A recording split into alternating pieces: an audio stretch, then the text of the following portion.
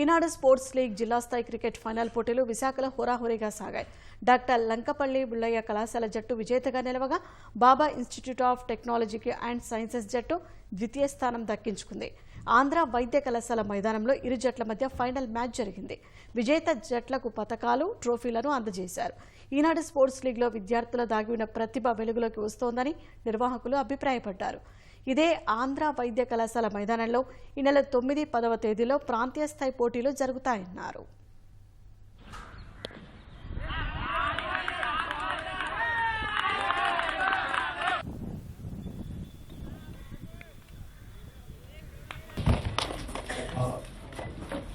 నేను చాలా హ్యాపీగా ఉన్నాను. అండ్ ఇదంతా మా టీం కాంట్రిబ్యూషన్ వల్లే జరిగింది. మేము మొత్తం 4 మ్యాచెస్ ఆడాం. 4th match final, 3rd match, so 4 matches గెలిచాం. మొత్తం ఫైనల్స్లో నేను నా బేసిక్స్ స్టిక్ చేశాను బౌలింగ్. నన్ను నేను నమ్ముకున్నాను.